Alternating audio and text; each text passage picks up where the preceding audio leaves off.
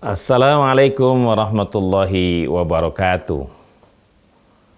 Pemirsa TV-mu yang dirahmati oleh Allah Subhanahu wa taala, Ananda yang soleh dan soleha, yang Kak cintai karena Allah Subhanahu wa taala, kembali kita bersama berjumpa di acara Waktu Indonesia Belajar bersama Kak Ridwan. Dan hari ini insya Allah kita akan melanjutkan pembelajaran kita seputar pelaksanaan sholat. Ananda yang soleh dan solehah yang dirahmati oleh Allah Subhanahu wa taala, kita bersyukur kepada Allah Subhanahu wa taala yang telah memberikan kepada kita nikmat iman, nikmat Islam, nikmat sehat walafiat, dan nikmat di mana kita hari ini bisa masih tetap belajar walaupun belajar di rumah. Mudah-mudahan ada bunda yang senantiasa menemani Ananda soleh dan solehah yang dirahmati oleh Allah Subhanahu wa taala. Di waktu yang lalu kita sudah belajar tentang sholat wajib, termasuk juga di dalamnya sholat Jumat, dan saat ini Kak Ridwan akan menyampaikan perihal tentang bagaimana kita menyempurnakan sholat kita dari beberapa kekeliruan. Kekeliruan pertama adalah ketika kita terlupa akan rokaat sholat. Nah, Ananda yang soleh dan soleha yang dirahmati oleh Allah Subhanahu wa taala, ketika lupa bilangan rokaat dan kita ini sadar sebelum membaca salam, maka hendaklah ditambah bilangan rokaat sholat itu sesuai dengan sesuai bacaan tasyahud akhir kita. Jadi kalau Ananda soleh dan soleha lupa, yang namanya manusia kan, kata Nabi kita Muhammad SAW, al-insan makanul khata' wan nisyan. Manusia tempat salah dan tempat lupa. Coba Ananda yang soleh dan soleha, apa saja yang kadang-kadang kita suka lupa. Dan mungkin Ananda soleh soleha juga pernah mengalami satu masalah ketika sholat lupa sudah berapa rokaat ya kira-kira. Nah, untuk menyelesaikan masalah lupa akan rokaat itu, kalau kita akhirnya ragu-ragu akan rokaat sholat kita, maka kita lanjutkan. Meskipun pada akhirnya mungkin bisa jadi nanti sehingga rokaatnya menjadi lebih. Misalkan Ananda yang soleh dan soleha, sholatnya harusnya 4 rokaat. Karena Ananda soleh dan soleha lupa, apakah sudah 3 atau sudah 4 ya? Ternyata sudah 4. Karena Ananda soleh soleha lupa, maka Ananda soleh soleha melanjutkan di rokaat selanjutnya. Seolah baru 4 rokaat, padahal sudah 5 rokaat sholatnya. Nah, Ananda soleh soleha, Nabi kita Muhammad SAW mengajarkan kepada kita untuk melaksanakan kekeliruan ini, menutupi kekeliruan ini dengan melaksanakan satu bentuk sujud yang namanya sujud sahwi. Baik itu kekurangan ataupun kelebihan, intinya ketika Ananda yang soleh soleha lupa akan rokaat atau bilangan rokaat sholat kita, maka itu bisa disempurnakan dengan melaksanakan sujud sahwi. Ananda soleh soleha, apa yang dibaca pada saat Ananda soleh soleha melakukan sujud sahwi? Sujud sahwi bisa dibaca dengan bacaan yang sama ketika kita sujud. Menurut putusan Majelis Tarjih Muhammadiyah, ya, kita bisa membaca dengan bacaan yang sama ketika kita bersujud. Subhanakallahumma Rabbana wa bihamdika. Lupa ya Ananda Sasa? Subhanaka Allahumma Rabbana wa bihamdika Allahumma firli. Atau ada bacaan lain. Subhanalladzi la yanamu wa la yashu. Jadi itu bacaan ketika Ananda soleh dan soleha terlupa akan rokaat atau bilangan rokaat sholat kita. Termasuk jika ragu-ragu akan bilangan sholat tersebut yang telah dikerjakan, apakah sudah selesai atau belum. Ya, tadi seperti yang Kak Ridwan sampaikan, Ananda Soleh Soleha bisa menyempurnakan lalu sujud 2 kali sebelum salam. Dan sujud itulah yang tadi kita sampaikan sebagai sujud sahwi. Ananda Soleh Soleha, sekarang kita masuk kepada sholat jamak dan qashar. Apa itu sholat jamak dan qashar? Sholat jamak ialah menghimpun 2 sholat dalam 1 waktu sholat. Sedangkan sholat qashar adalah meringkas atau memperpendek jumlah rakaat sholat. Jamak dan qashar bisa dilaksanakan terpisah maupun dilaksanakan secara bersamaan. Kenapa ada sholat jamak dan juga ada sholat qashar? Nah, ini Ananda Soleh Soleha mungkin pernah jalan-jalan bersama ayah dan bunda, pergi atau pulang ke kampung, atau melaksanakan study tour pada saat yang sama. Ananda Soleh Soleha sudah sholat zuhur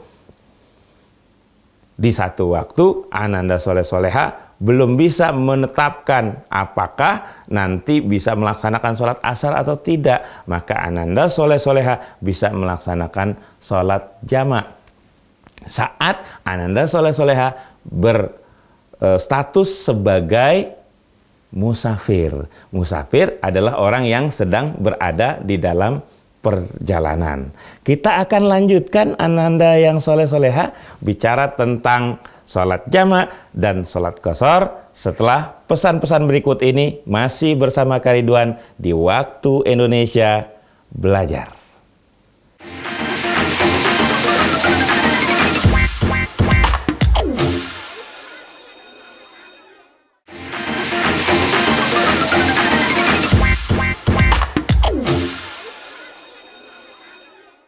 Ananda Soleh Soleha yang dirahmati oleh Allah Subhanahu wa taala, pemirsa TV-mu yang berbahagia, yang sedang stay at home.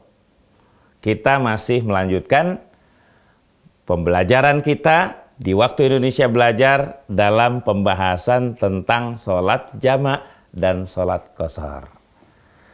Tadi di segmen awal Kak Ridwan sudah sampaikan bahwa sholat jamak dan sholat qashar bisa dilakukan secara bersamaan. Sholat jamak adalah menggabung 2 waktu sholat di 1 waktu, sedangkan qashar adalah meringkas rakaat sholat ketika kita melaksanakan sholat jamak, sehingga jamaknya disebut dengan jamak qashar. Sholat apa saja kira-kira yang bisa dijamak? Sholat apa saja yang bisa diqashar? Ananda yang Soleh Soleha, yang bisa diqashar hanya sholat yang jumlahnya 4 rakaat. Jadi kalau 2 rakaat tidak boleh diqashar. Kalau 3 rakaat tidak boleh diqashar. Diqashar artinya diringkas. Yang 4 ketika diqashar menjadi 2 bilangan rakaat sholatnya. Sehingga ketika Ananda yang soleh dan soleha melaksanakan sholat zuhur sekaligus sholat asar pada 1 waktu tertentu ketika menjadi seorang musafir, nah Ananda Soleh Soleha bisa mengerjakan sholat zuhur dan asar dengan jumlah rakaat 4 rakaat. Zuhurnya 2, sedangkan asarnya 2. Nah, jika Ananda dan yang soleh dan soleha mengerjakan sholat jamak qashar pada waktu zuhur menuju asar, maka Ananda Soleh Soleha disebut melaksanakan sholat jamak takdim. Sholat jamak yang menggabung waktu sholat zuhur dan sholat asar di waktu sholat zuhur. Sedangkan jamak yang melaksanakan sholat zuhur dan asar tetapi pada waktu sholat asar. Nah, ini disebut jamak takhir, melaksanakan sholat zuhur dan asar di waktu sholat asar. Sholat apa lagi yang bisa dijamak? Sholat maghrib dan sholat isya. Sedangkan sholat maghribnya tidak bisa dikosor. Kenapa? Ananda soleh soleha? Tadi Kak Ridwan sudah jelaskan. Yang bisa dikosor hanya sholat yang jumlahnya 4 rakaat. Berarti Ananda yang soleh dan soleha ketika melaksanakan sholat zuhur dan asar dijamak dan dikosor, yang bisa dikosor hanya waktu isya. Dan Ananda soleh soleha melaksanakan sholat maghrib 3 rakaat dan melaksanakan sholat isya berapa rakaat?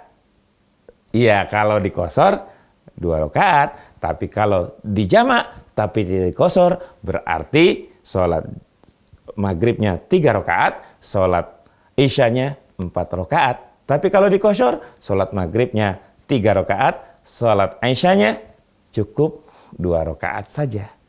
Nah, Ananda yang soleh dan soleha yang dirahmati oleh Allah Subhanahu wa Ta'ala, tadi paham ya terkait dengan sholat jamak takdim dan sholat jamak takhir. Sholat jamak takdim adalah melaksanakan sholat jamak di waktu sholat zuhur ketika zuhur dan asar. Begitu pula maghrib dan isya. Sholat jamak takdim maghrib dan isya bisa dilaksanakan pada saat sholat maghrib. Sedangkan jika dilakukan pada saat sholat asar, sedangkan Ananda soleh soleha ingin belum melaksanakan sholat zuhur, maka ketika dilaksanakan pada saat sholat asar itu disebut jamak takhir. Begitu pula ketika Ananda yang soleh soleha melaksanakan sholat maghrib dan isya pada waktu isya, itu disebut jamak apa? Iya betul, jamak takhir. Nah, sholat subuh bisa dijamak atau tidak? Pinter, sholat subuh tidak bisa dijamak. Karena apa? Tadi jumlahnya cuma 2 rakaat. Kalau 2 rakaat nggak perlu didiskon lagi, ya. Jadi cukup melaksanakan sholat subuh 2 rakaat dan dia tidak bisa dijamak, apalagi dikosor. Ananda yang soleh dan soleha, siapa saja yang dibolehkan melakukan sholat jamak dan sholat kosor?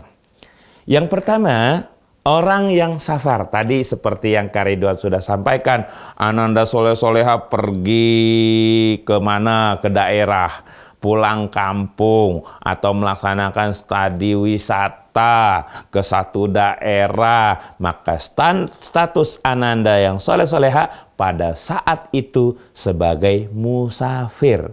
Jadi seorang musafir dibolehkan melakukan jamak dan juga melakukan qasar pada saat akan melaksanakan sholat. Yang kedua, ketika seseorang berada dalam satu situasi yang teramat sangat sulit karena ada musibah, hujan yang sangat lebat sekali, sehingga Ananda yang soleh-soleha berada dalam situasi yang sangat sulit. Ini boleh dijamak dan juga dikosor. Jadi Ananda soleh dan soleha orang yang sedang sakit dan pada saat zuhur dia sedang dioperasi sehingga dia tidak bisa melaksanakan sholat zuhur pada waktu zuhur. Ternyata setelah dia dioperasi, ya setelah selesai sholat asar bisa dilaksanakan, maka sholat zuhur yang tertinggal dia bisa melakukan sholat jamak. Ananda yang soleh dan soleha yang dirahmati oleh Allah Subhanahu wa Ta'ala, terkait orang sakit tadi nanti Kak Ridwan akan sampaikan di Waktu Indonesia Belajar setelah pesan-pesan berikut ini, tentunya masih bersama Kak Ridwan.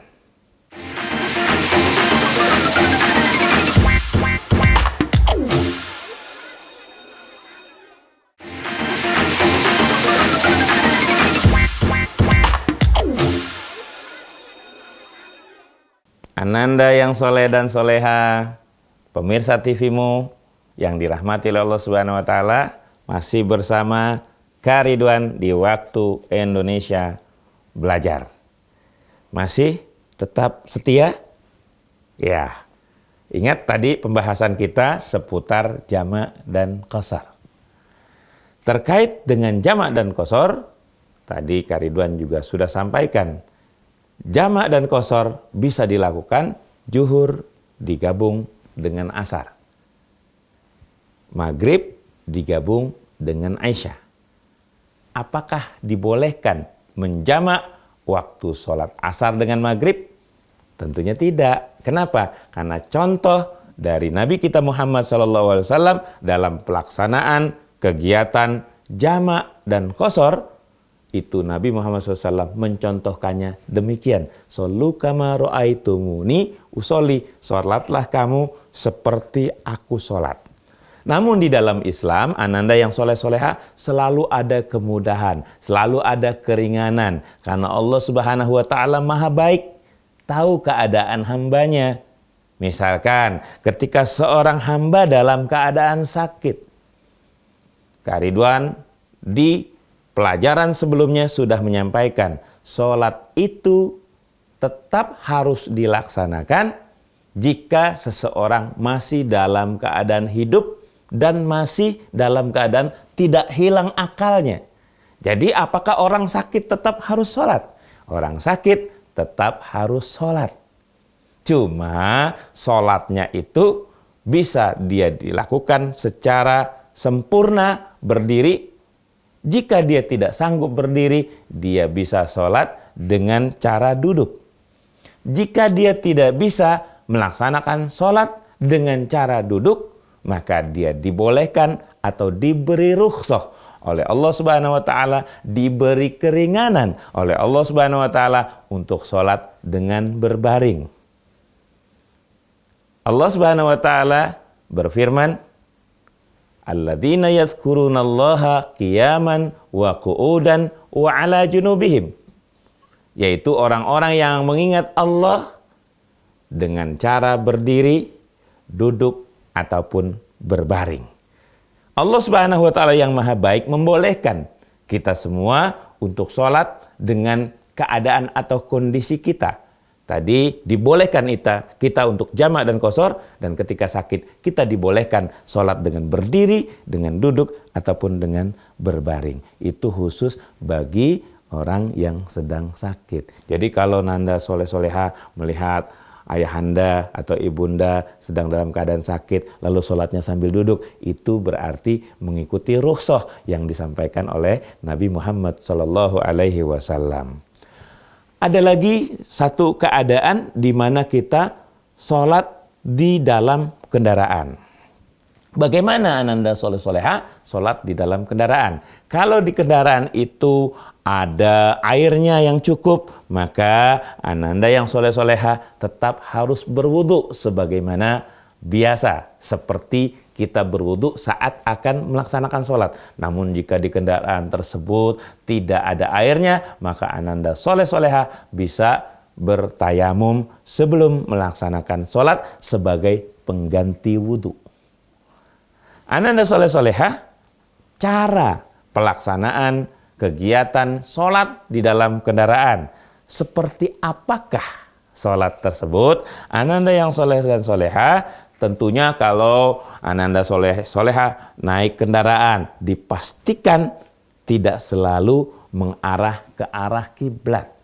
Sedangkan sholat secara umum yang kita lakukan di rumah, kita lakukan di masjid, kita lakukan di musola, harus menghadap kiblat. Tetapi ketika dalam kondisi berada di kendaraan, ananda soleh-soleha cukup mengikuti kemana arah kendaraan itu menuju. Jadi tidak perlu mencari arah kiblat. Bisa sholat di kereta, bisa sholat di perahu, bahkan baginda Nabi Muhammad SAW pernah sholat di atas unta. Cuma ananda soleh-soleha ya tidak perlu sholat di atas unta. Ya, kalau ananda soleh-soleha sedang berada dalam satu perjalanan di naik kereta, ya ananda soleh-soleha bisa melaksanakannya di kereta tersebut. Tentu menghadapnya tidak harus ke kiblat, cukup duduk di tempat Ananda duduk dan laksanakan sholat dengan cara duduk. Ananda yang soleh-solehah, itulah tata cara sholat di kendaraan. Ananda yang soleh dan solehah, bahkan di atas perahu juga bisa melaksanakan sholat. Ananda yang soleh dan solehah yang dirahmati oleh Allah Subhanahu wa Ta'ala, dari beberapa hal yang sudah Kak Ridwan sampaikan terkait dengan pelaksanaan sholat, maka telah ditetapkan, telah dipahami bahwa yang namanya sholat di kondisi apapun, dimanapun, dalam keadaan bagaimanapun, tetap harus diusahakan Ananda soleh-soleha. Kenapa? Karena kita tidak boleh putus hubungan dengan Allah Subhanahu wa Ta'ala dalam situasi apapun. Kecuali tadi, di situasi seseorang kehilangan akal atau gila, maka dia tidak perlu lagi melaksanakan sholat. Atau seseorang telah murtad, keluar dari agama Islam, tidak perlu dia melaksanakan sholat. Tapi selama masih hayat di kandung badan, masih diwajibkan oleh Allah Subhanahu wa Ta'ala untuk melaksanakan sholat. Maka kadang-kadang suka ada tulisan itu, ya, slogan, sholatlah kamu sebelum kamu disolatkan. Ananda yang soleh dan soleha yang dirahmati oleh Allah Subhanahu wa Ta'ala, lalu bagaimana berzikir ketika berada dalam situasi sholat yang disebutkan tadi oleh Kak Ridwan, termasuk di dalam kendaraan, berzikir dan berdoa pada saat di kendaraan atau pada saat keadaan normal, itu dibolehkan untuk melaksanakan zikir yang sama sebagaimana kita di saat normal. Urusan zikir adalah urusan di mana Ananda solehah dan Ananda yang soleh bisa melihat situasinya sebagaimana yang dihadapi. Terima kasih. Itu yang bisa Kak Ridwan sampaikan terkait dengan pelaksanaan ibadah sholat. Kita akan kembali di waktu yang akan datang masih bersama Kak Ridwan. Kak Ridwan cukupkan untuk hari ini. Assalamualaikum warahmatullahi wabarakatuh.